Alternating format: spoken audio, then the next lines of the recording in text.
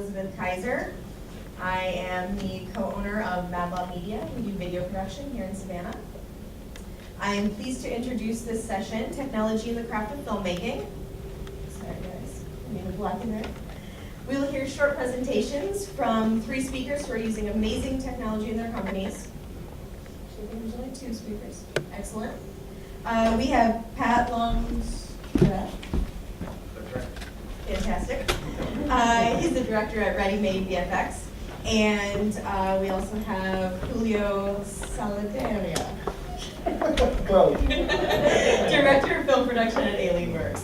And to help us navigate these sessions smoothly, our MC is Creative Coast board member and founder of Starlandia Supply, Clinton Edminster. Edminster. Yeah. Yay! Sorry about that, guys. Well, thank you. Enjoy. All right, thank you. Okay, everybody. Again, my name is Clinton Edminster, and I will be helping just sort of make sure that we keep on time, make sure that nobody talks for too long, and that this drone doesn't fly away and take me with it, because it can literally lift me up, which is kind of scary. So that's my position here today. But mainly, I'm just going to try to talk as little as possible and start with these 2. So who's just going to start? You're going first. All right, I'm just going to go with you. Let's go. all right, no, I'm good. All right. Hi everybody, my name is Julio Saldarriaga. I work with Alienworx. Mark, my partner, started the company like 4 years ago. I joined him 2 years ago, and he started as a drone company. So the first big introduction to the film industry was for him to fly a little, well, not so little, but a medium-sized drone for Birth of a Nation. So that was a very important, kind of established a little bit the beginnings of Alienworx as the first local 600, which is the union for film camera workers, and it was very important to be the first one to be certified FFA and be also, supported by the union. From that point on, Mark was working on every single film that was coming to town, and all the projects. Also, we also do industrial work. And I joined him 2 years ago to help grow the company a little bit and extend that services. The film industry was just growing, and it was becoming kind of an opportunity for business. And technology gave us that kind of extra advantage over everybody, because the industry had more into a very technological advance with the new cameras that were coming out, the new processes, and with the drones. So it required to have this technical advancement. So when Hollywood started coming to the South, and specifically to Savannah, we found that they were looking for people that had a little bit of that knowledge and had the willing to step up and start competing at the level that they usually have either in Los Angeles or New York. And one of our first the first opportunity that came to us was with Amazon. Amazon was planning to do a couple of projects here in Savannah, and I knew of a place. So the first thing they asked was internet. It's like, well, we all have internet, but there was nobody here in the area that will understood what the needs of the film industry were, which they just need short-term leases and short-term services. They just want to pay for on-demand service, and we were able to kind of like understand that, became kind of like an intermediary between the service providers, the standard service providers for the internet and rental spaces, and we became that buffer where we took kind of like the responsibility of taking like long terms. But when we went to work with the film industry, the productions were very happy because we were flexible, doing prorated, and trying to give it exactly what they needed, without trying to oversell anything or trying to upsell any other services or any other commitments. So that helped us a little bit, and after that we were very lucky to, because we had that already in place, to have Gemini Man the movie that is just released, the trailer with Will Smith and Ang Lee, to use our services. We literally moved into a closet. The only thing that the closet had was a fiber optics internet that we could open the faucet and go to 10 gig in a day or two. So they came to us and said, we were so excited, it's like, oh my God, we're gonna work with these people. It's like, no, we're only gonna use your space. You guys stay in that corner. You cannot even look at the screens. We're like, oh, damn. So, but it was fun to interact with them and know that Weta, which is Peter Jackson company out of New Zealand, was doing all the VFX. And we were literally interacting with them and helping them, making them feel comfortable, making them feel at home. And that grew into more business out of that same project. Because then when the movie went to other countries, they still needed some sort of bridge between those other countries and the rest of the United States and whatever they're doing, where they're doing the post and the VFX. So they still kept using our place. So we got paid really well just for letting somebody to just squash in our place. So it was great. So one of the things that I do that have helped us as a business to grow thanks to technology is the DAT. DAT stands for Digital Image Technician. We are literally on set the quality control people. We make sure that the image is being captured exactly to the specifics and standards, certification and standards of the studio, and the creative standards of the DP and the director. So we kind of become this epicenter on set. So one of the fun things is like when we're here working with these famous people that come, actors and things like that, there's a lot of PA, there's a lot of people that is the first time they're coming into the film industry, and it's a great opportunity for them to like learn and see how movies are made. So a lot of those people come to me and say, dude, who are you? Why are you so important? Everybody's hanging around you. It's not that I'm important, it's that they want to see how their movies are looking. So at the end of the day is becoming more like technology becomes a little bit more of intricate part of this filmmaking.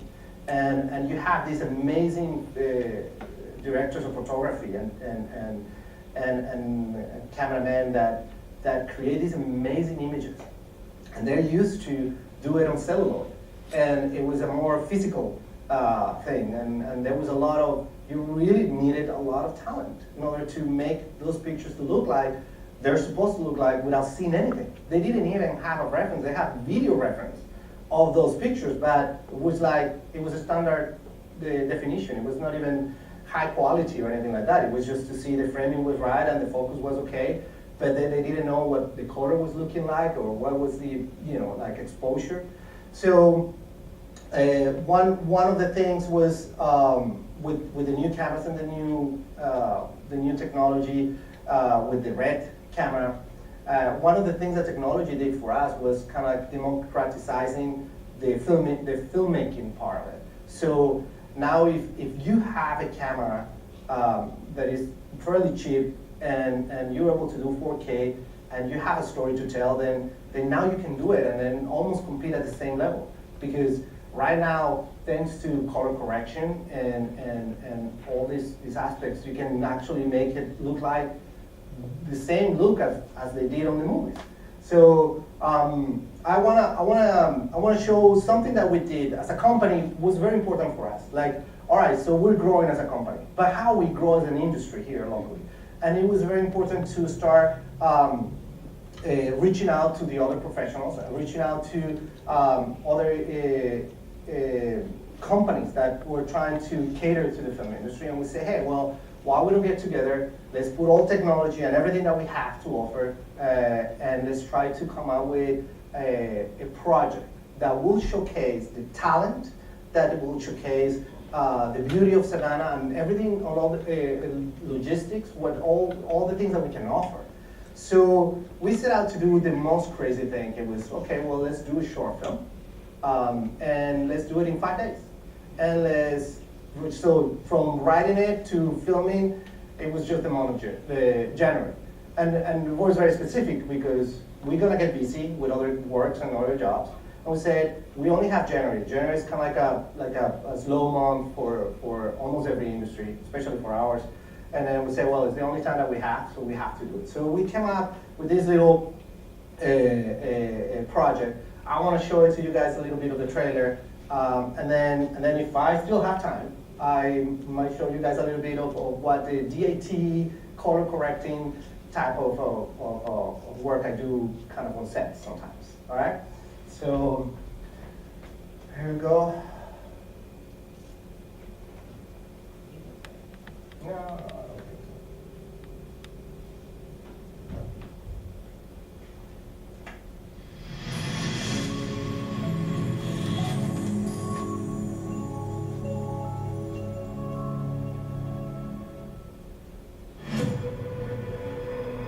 Did you lose something?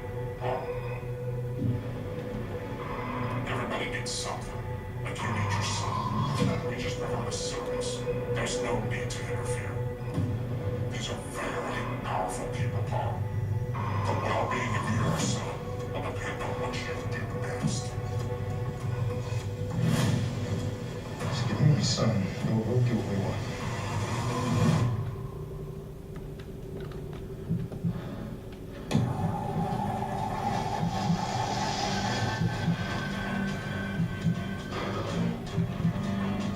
Hello. I'm Dr. Kidder. We can help a lot of people here today.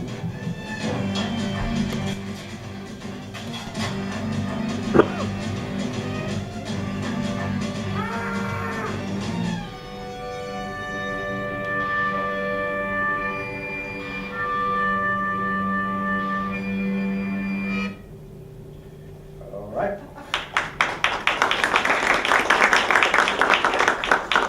How are we doing on time? You got like 4 minutes.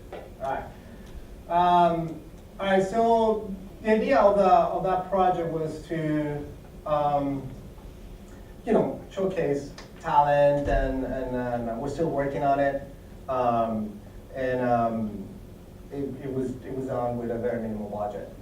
Just we used the tools that we had, and that was it. So very proud of all the team and everybody who kind of like donated their time and their talent. So one thing that I use a very specific software. There's multiple softwares that we use in the industry. There's something called Light that is used when we literally kind of like change and manipulate color as it's being shot. We don't wait after the fact.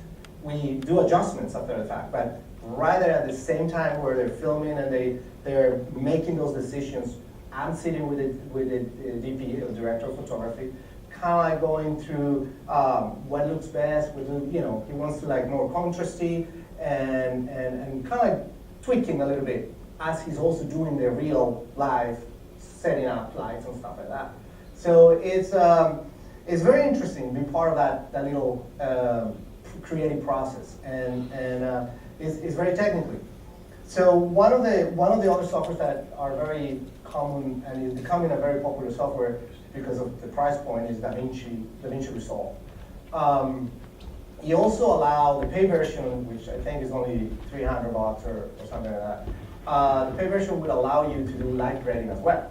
So right now, we're not set up right now to show you how light grade works, but it's very similar. It's just the difference is instead of having that image right there in the middle, it's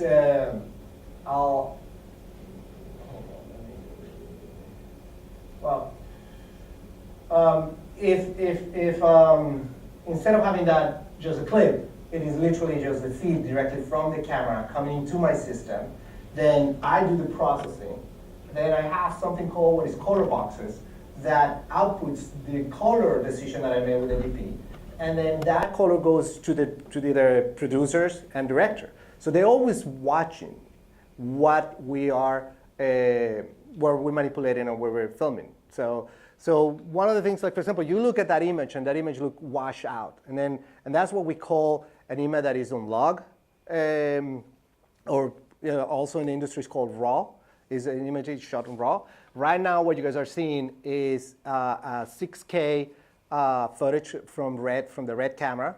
And as you see, one of the things where this equipment is so kind of big and bulky is because it's kind of like a lab on wheels that we can take anywhere to any location and be able to either play back real time. So right now we're seeing real time 6K red footage and process it. This is untouched. This is like how the camera will literally has captured it. So one of the things what the cameras capture is trying to maximize the range in terms of the information. So they capture a lot of information. So you have all these, in the industry we call it stops, where you have all these stops. That means is the amount of light or manipulation that you have. You know, either if you overexpose or underexpose. So you're able to like move up and down. So right now the image has all that information. So now I have to translate that image into something that is pleasing to the eye. And then there's two ways to do it. Obviously, I can take the image and quickly, using my color control panel, I can start giving it a little bit of contrast, give it this, and then, well, but still so pale, Julio. So we can go and do some saturation. Let me try to give it a little bit. So then we can do before and after. So that's how it was captured by the camera, and then we make it a little bit, you know, to make it look more pleasing to the eye. And the monitors that we have on set are not as sophisticated as the monitors that we have on post-production. So we have to like literally dumb down the image a little bit so those monitors on set can process and create the pleasing image that the director of photography is intended, that look that they wanna give. So the last thing is, you know, production is very hectic. So we do something called LUTs, lookup tables. Those are literally kind of like plugging color palettes that we save prior to going to production. And we use those, so it's basically shooting. So it's not like I have to do all this coloring thing live where they're like in the middle of shooting a scene where cars are flying and things are happening very fast and very hectic. So we use little templates called LUTs. And then I'm able to immediately affect the image just by clicking on it and create different looks and different moods, you know, because there is scenes that they need to be cold because they're sad, or there are scenes that need to be warm, so we play with color, and it's all about emotion.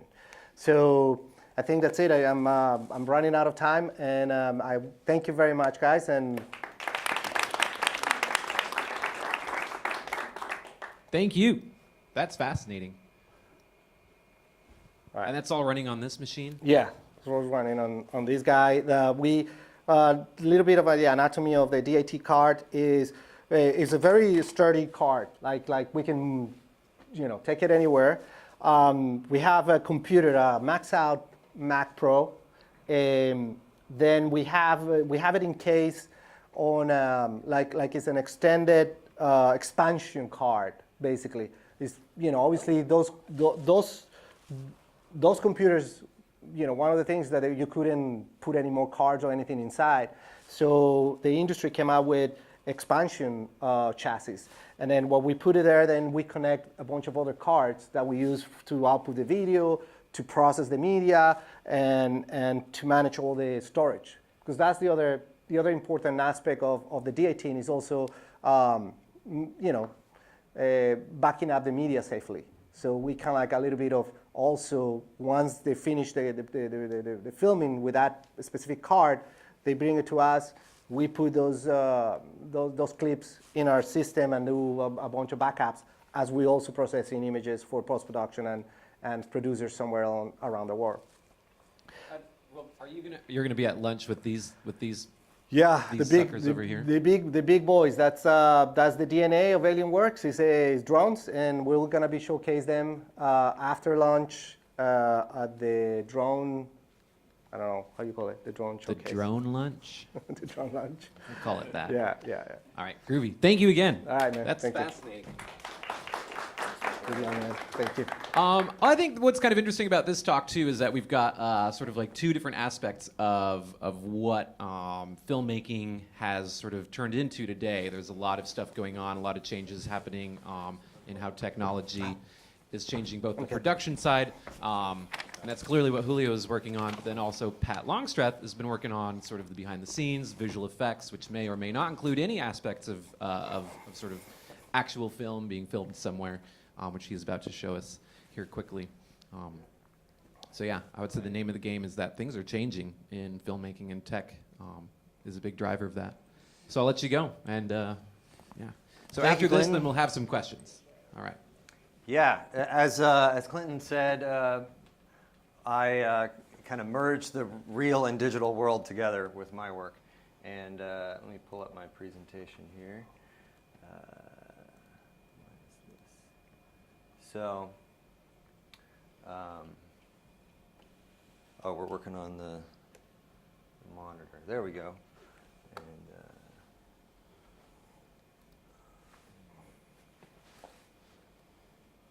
so, again, I'm Patrick Longstreth, and the name of this panel, as you guys might know, is Technology and the Craft of Filmmaking.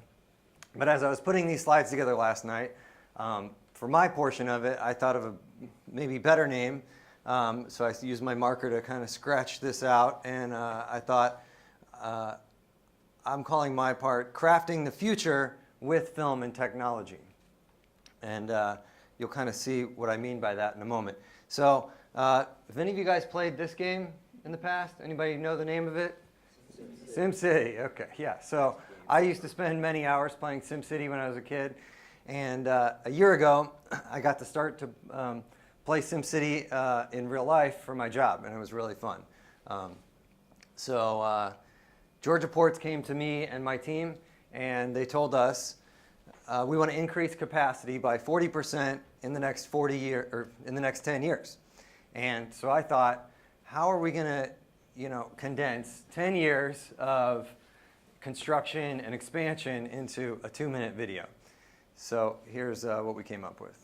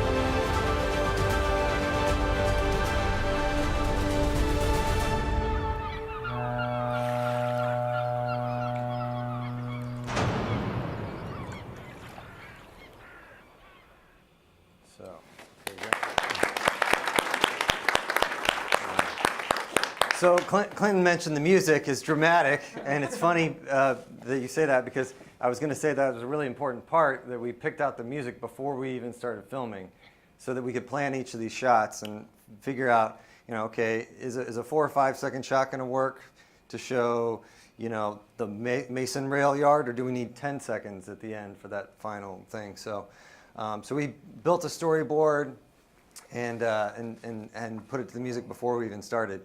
So again, just to kind of reintroduce, I'm Patrick Longstreth. I work as a director and a visual effects artist and supervisor. And on this video and all of these projects that I've been doing the last couple of years, I've been working exclusively with Mehmet Kajan, who is also a director and co-director on this project and producer. And so without him as a producer, I wouldn't have even had the opportunity to do this project. And his company is Blue Voyage Productions, and they're full-service film production. And so we kind of work well together. Him in the film and you know, everything from documentaries to corporate videos to and then me with my green screen and digital computer graphics experience. This is the team that put that video together. On the left, we got Kenny, our drone operator. He's very talented. Kate Veneman, she was a visual effects artist. She's still at SCAD at the moment, but she did some great work with me and got to go on set that day. There's Mehmet in the middle there, me, Jason Piccolo, one of our producers, who's also, you know, essential on all of these projects, and Sai Ram Vanamu, who's now back in India, but he graduated from SCAD, and he did some great work with 3D modeling and texturing on all the models that you saw there. Sometimes they let me fly the drone, but I'm not very good, so I try to leave that up to the professionals. This is about as far as I get to go with the drone, actually. But you can see I have a little headset on there, so I can actually see what the drone is seeing in you know, my sunglasses there. And it's a pretty fun experience. Maybe, are you guys going to have the VR glasses for the drone show? Not for these, No. line of sight. Okay, okay. But you guys probably have those, right? The glasses? Yeah, a lot of people have them now, and they're really fun. They might make you a little motion sick if you're not careful. So here's a few other projects we've done in the last 2 years. We started off with the Mega Rail video for the Georgia Port's 2017 State of the Port. And we did a video for the Brunswick expansion last fall. We did a video for this Gateway Industrial Hub that's over in Effingham. We did a video for CETA for the Savannah Manufacturing Center, the proposed site. We did another video for the Tri-County Global Industrial Site in South Carolina, visualizing this electric co-op they've got there. And then we just finished a little short video and interactive piece for the airport, which I'll show you at the end of the presentation here, kind of visualizing how we could you know, improve traffic flow at that I-95 intersection, which I'm sure everyone's been stuck in at some point. And just as a side note, Mehmet and I went to Uganda a couple weeks ago, and we had a lot of fun filming documentary short videos about compost toilets. So if anyone, I just put that in there in case anyone here is interested in toilet technology. Come talk to me about that later, because it's something I'm now passionate about. So this all got started for me in 2008. I had already been working in film, or mostly television. I was working at NBC News doing like 2D motion graphics, and there were two images that changed my life. There was this one, and then there was this one. And these were taken at a company in Baltimore called Direct Dimension, and I just was lucky enough to go there and hang out for a few hours, and they showed me how they do things. And through a little software they had built, they were able to take those two images and immediately create a 3D image. And this is called photogrammetry. And I'm going to show you the software here real quick at the risk of interrupting my presentation. But this is what happens when those two images come together. You get a 3D image. And this really totally blew my mind 10 years ago. And then in addition to that 3D image, you've got a very high resolution photo that's projected right onto that image. So you can get right in there and see, well, there's some imperfections obviously. You can see my eye's a little flat, but that's where a 3D modeler can come in and touch things up.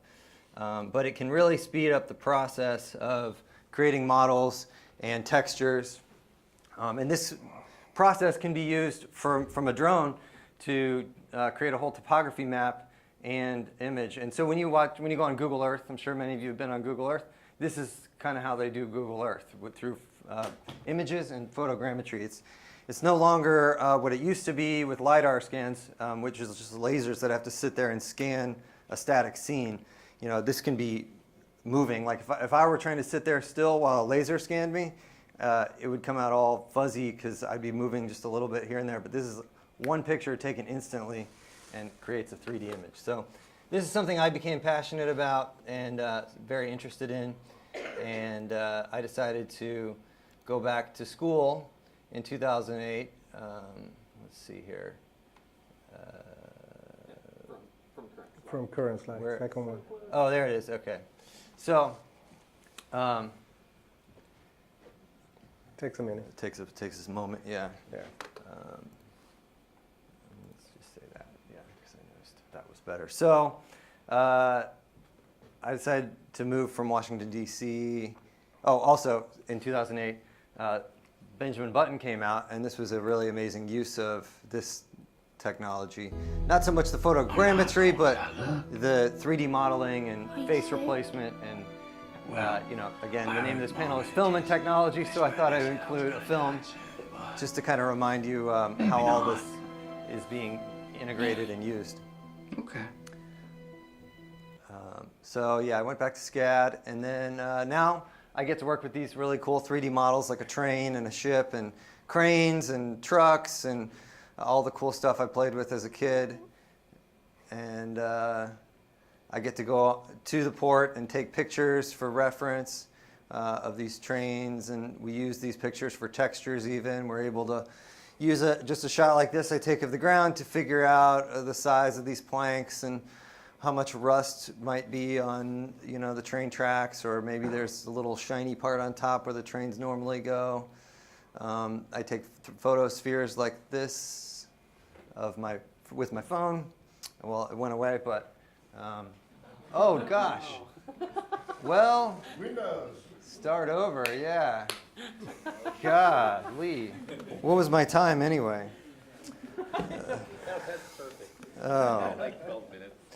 Well, I suppose I could switch over to Julio's computer, or maybe it'll just like start up again. That's sad. I guess this isn't a very good endorsement for Windows. We were going to have me do I'm the Windows guy, or I'm a PC and he's a I'm Mac. Oh well. Yeah, that cannot happen on set for me, so I have to. That is true. You know what? While this is starting up here, I guess we could give it a second. We could sort of move into like a bit of a conversation. You want to do a Q&A? Yeah. And or kind of Q&A, but I just I've got want to some pull up one questions for you. interactive piece. All right. So we could do a Q&A, and then when that's up, I'll show Let's do it that. to you. And Let's then do we'll that. I put think it we've on. got plenty of time. Yeah. All right. So yeah, great job. Thanks. Yeah, I guess you just say it real quick. Okay, But sure. We've got, and I think it's really important that you do show everybody what you did want Yeah, to I show did get them, to show because that Clinton. Clinton's seen is, it, yeah. I think, a really interesting next evolution of how we share and consume media that, frankly, I hadn't really seen a lot before, and I thought it was really quite impressive. So basically, what I'd like to ask you guys is, this conversation is about technology and filmmaking. How is technology making it easier for businesses in Savannah to be successful in the filmmaking industry? And I'll let either of you guys answer that question. Yeah. Well, it gave us the opportunity to fill the void of because production, at the end of the day, they're trying to maximize and maximize cost, even though they spend millions and millions of dollars. And then there's some productions that they don't have the budget to bring everybody from Los Angeles or from New York. So there's that opportunity that technology becomes a bridge where, yes, maybe we don't have the experience of those guys that have been working on all the Marvel movies in LA, but because we have this technology and we know really well what to do with it, then they gave us the opportunity, and then we step up. And it makes it it makes it more it's definitely easier. It's just embrace it. You have to embrace the technology. You cannot doubt it. You have to and you have to prepare yourself. It is at the end of the day, it requires the skill for you to learn it and practice on it. Because when the opportunity comes, there's no time to fail. Like they're like either you're on or you have to be on. Now, there's no like, oh, let me see if it works. No, you have to project so much confidence to these producers because they're used to that in the big markets. So when they come here, you just have to fake it until you make it, I guess. But, yes. Are we at that point in Savannah where they are now coming here knowing that's here, or are you still having to tell them you can? It's a little baby steps, right? We still have that stigma that there's no one here and then they have to bring everybody. So breaking that ceiling, for example, for us as a company, I travel every year for 3 months to LA to do a big TV show down there. So when they come here and they ask, so who's available? Who oh, you just finished a show in Los Angeles. Also, you must know more than anybody, or like, yeah. So a little by little, it's been taking a while. Very thankful to the film office that they've been doing such a great job. There's still a lot of things that could be done. When these big productions come in, it would be great, for example, to have a working lunch or like a presentation like this for these producers where, they're going to take time to eat anyway. So at least they have a chance to know what capabilities that we have here in town. So. Well, to also kind of add to that, and maybe it seems that. Yeah, I have a different perspective from post, where I would say that technology and just the accessibility of faster internet and file sizes and online storage, cloud storage has really made it easier for me to be here in Savannah, and that's one of the reasons I moved from Los Angeles to Savannah, because I still have clients that I work with in LA and New York and Istanbul, but I can work remotely, and we can transfer files back and forth, and we can review progress very easily and screen share. And I can also hire people that are outside of Savannah, and it's really a whole new world that it wasn't possible 10 years ago. And it wasn't even just the technology 10 years ago. It was that my clients and my customers weren't, and the audience wasn't comfortable with that workflow yet. But everyone's becoming more comfortable with it. So it's great. It's very good. It also seems that your clients are not in Savannah, and they need you to be that Savannah connection, whereas your clients, at least the ones with Georgia Port and CETA, are specifically CETA and Georgia Port are realizing there's a sophistication that they need to hit, and it needs high-quality video, and you're able to provide that locally, which is sort of like, these are two very different types of clients that you both are providing services for, and kind of relatively the same, but different fields. We had a question back here. Yes. Hi, Patrick. Yes. I'm not in film, but I am in user experience design, and I really liked the way you changed your title to crafting the future. Yeah. Technology, and it kind of made me excited, at the idea of how we can envision the future with technology. And I was wondering if you had any more projects based off of that theme. Yeah, this one right here that I'm about to show you as soon as I use the City of Savannah's Wi-Fi to, yeah, that's a great question, and that's exactly something that I've been thinking about a lot the last year especially, there's this WebGL is a really interesting new thing, and I just discovered it a few months ago. It's a Java-based 3D rendering. So you can view 3D models and 3D scenes and in animations right in any web browser. And right now, there's a lot of people who play online games, but usually you have to download some sort of software, or you have to do something. So this will open up possibilities for just things being readily available. So as you saw with that airport video, at least, oh, you didn't see the airport video. So let me show you real quick the video piece we did for this. So then you can see, it's only a minute long, and then I'll show you the interactive here. Well, that'll probably take a minute. I'll just play this. So point is, this is a link I can send to anyone. And I press the play here, and it takes a moment to load, depending on the size of the scene here.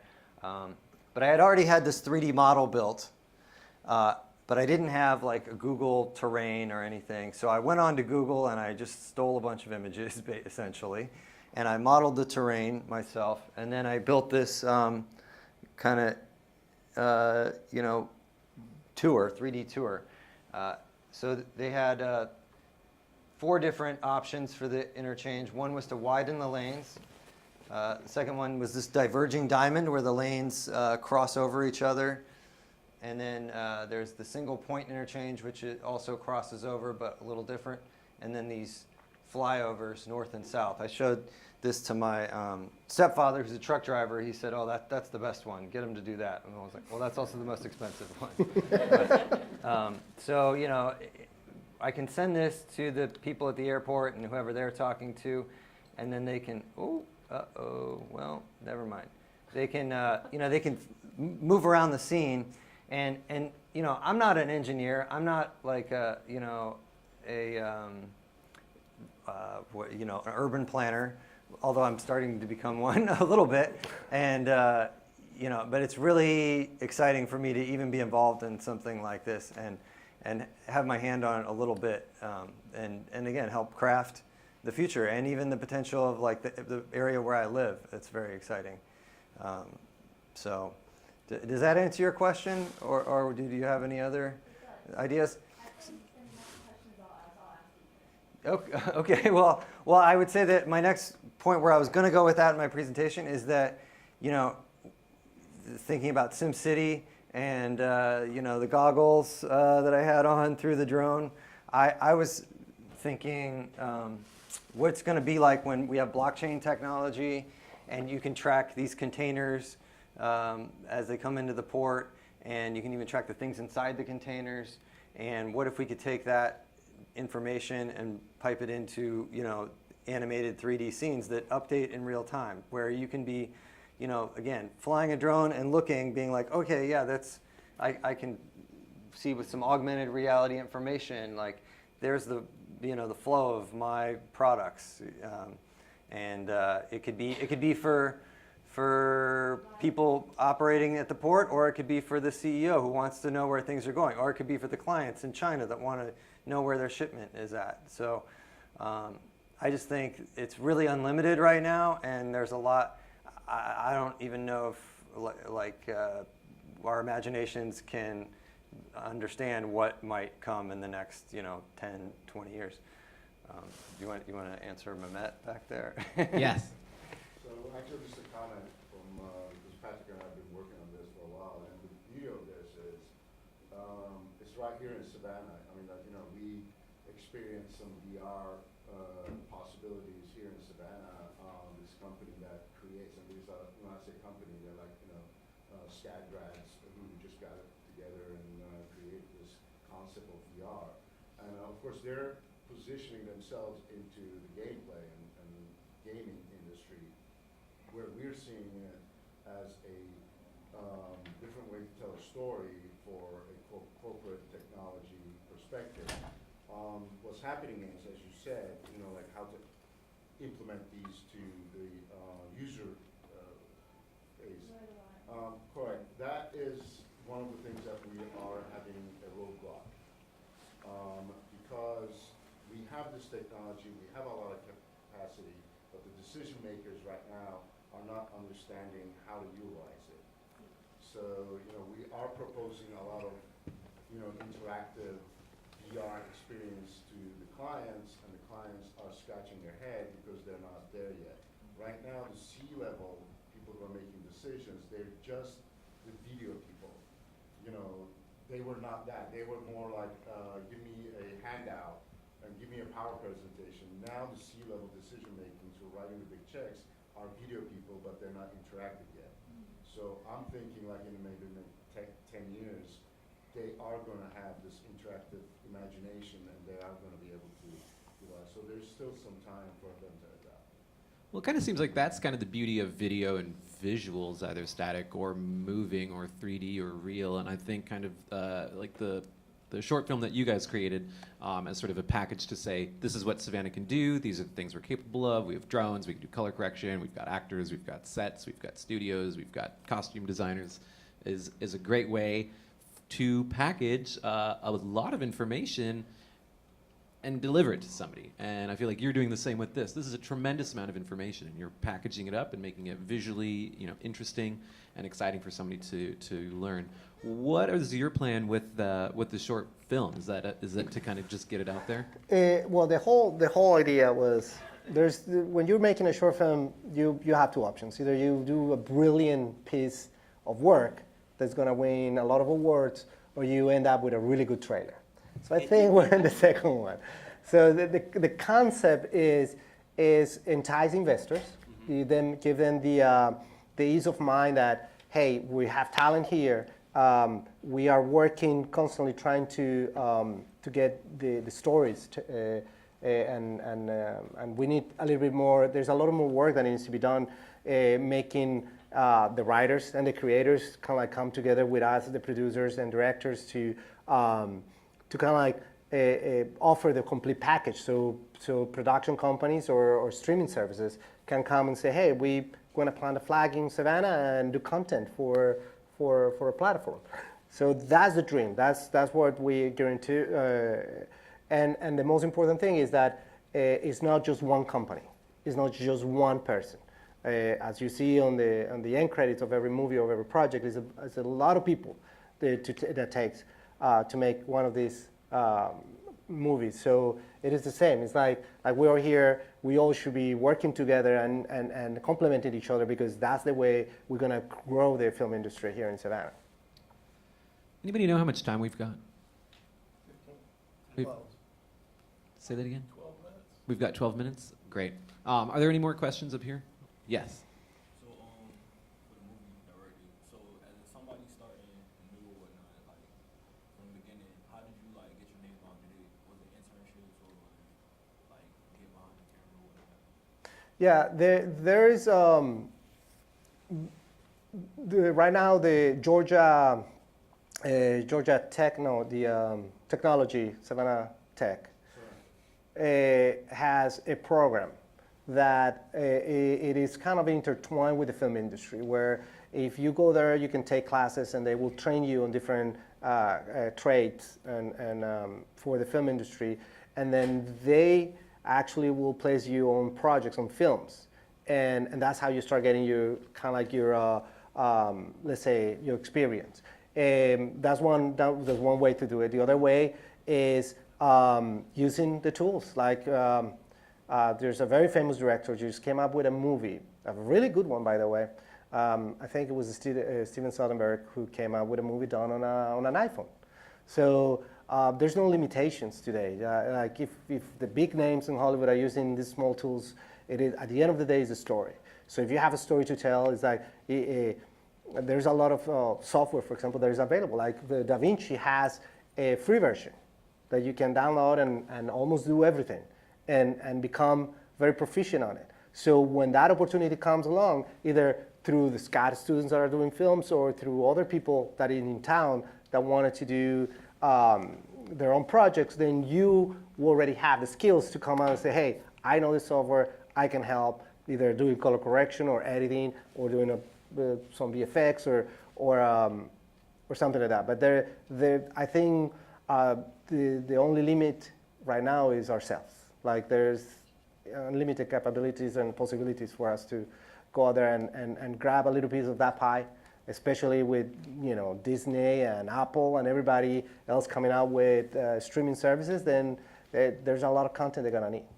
It's true. The trial versions of software are so accessible now for students or people learning. And when I was getting started, I had to get a job somewhere and really get a lot of people coffee and work my way in at night to get a little bit of time on the edit machine. Same here, yeah. I'm sure you had that same So I experience. had to wait everybody gone and Yeah. we'll go on the weekends and Exactly. have the suite for myself. I'm like, now what I do? Because there's like, it was so complicated back then. Yeah, there's no one to show you what to do when Yeah. you're there on the weekend, yeah. But now you can just learn at home, and there's tutorials on YouTube that with there the never used to YouTube, be. Yeah, there's a lot of, I'm very, I like the tutorials that are on YouTube and stuff like that, but there's nothing like reading the manual of the product, like knowing what make that product tick, like knowing it inside out, because sometimes on the tutorials you just learn a way of doing something, but if you don't know why the software does that or how it works, then you won't be able to create your own workflows. Or if you are presented with a situation that, oh dude, that was not on the tutorial, so that's I think for me that's also very important. Like, and actually that's free. You can actually almost download any manual. Did y'all ever use Blender? Yeah, Yeah. I played with I Blender. love Yeah, Blender. Blender's a great one. They were the first 3D software to go completely open source, and so there's a lot of high school students I know that know Blender, and it's being used on a lot of feature films and TV shows too. There was actually, that's part of the reason I ended up coming down to Savannah was I was a big Blender geek in high school, and I would make all these 3D models and whatnot. And there was this one kid named Colin Levy, who was like the Blender animation guru online. And he was only like 4 years older than I was, and he ended up going to SCAD, and I was like, ooh, I want to go to SCAD, because he went to SCAD. And now he's got an internship at Disney. Yeah, and I he's worked been working on with Blizzard. his short film Yeah. back when I was at SCAD. The one where the plane crashes and everybody like doesn't make it. Flight. No, I didn't work on Flight. I worked on his other one, The Secret Number. It always He's a very cracked me up. talented Yeah. filmmaker. He made several really great short films, and then he worked at Pixar, and I think he's just trying to be a director now. So Yeah, he might have left. But it was kind of cool. But It was yeah, like, it he was a visual guy who effects. taught himself Blender in high school, and then decided to come to SCAD to get away from the computer a little more and be more of a film hands-on, camera cinematographer. So yeah, It's kinda cracked me up there's how nothing small holding it you was. back, I guess, other than your own creativity, really. That's true. Are there any other questions? All right. Yes. How, back when the check writers at Georgia Ports how involved were they during the production of the video? I'm asking because it was such a cool video. I'm wondering if one day you just showed up and blasted them in the face with the whole thing. That's a great question, and that's what I was just about to get into when it crashed. But let me show you this good old-fashioned map here. So this was where we started. This was our roadmap, right? And the drawing on this map, the markers, the handwriting is from the head engineer at the port. So this was his plan, and he showed this to us, and we discussed it, and we, gave him some options basically when it comes to price. We had a low, medium, and high version. And then we kind of went back and forth. They changed their mind a little bit, as all clients would, of like, oh, maybe we don't need to show so many things, and so we tried to, refine the message a little. And then I created storyboards from this map, with just my phone. I just took some pictures and I timed it out to that song. And from there, that's where they got the idea to include a hand drawing on the map. Because originally it was not going to include the map at all. It was just going to be our aerial shots. And then they were like, no, let's include the map too. So I had this hanging up, in my office for a while, along with another map that shows that's like the engineering plans. Does that answer your question a little? We were very collaborative with the head engineer and Griff Lynch, the executive director of the port, who helped us figure out what was important and help them figure out what was within their budget for the year. So It was like the end game of capital improvement projects. Very exciting. yeah, Especially that music. yeah. Anything else? All right, real quick. So what's happening during lunch? We've got this enormous, scary-looking machine back here, 2 of them. And I know there's some drones are happening at lunch, carrying away your food. You're involved with that? Alienworx, since part of the DNA of Alienworx to do drones, we have our engineer kind of like put together that big drone for special applications in the film industry to carry a 3D camera. Like, you know, there's two cameras. In order to do 3D, you need two cameras that converge. And kind of like that was the idea behind it, or a big format camera to do the IMAX type of image. So yeah, we'll be showing it a little bit. I'm not a drone tech whatsoever, so I have no idea. Who is the drone tech?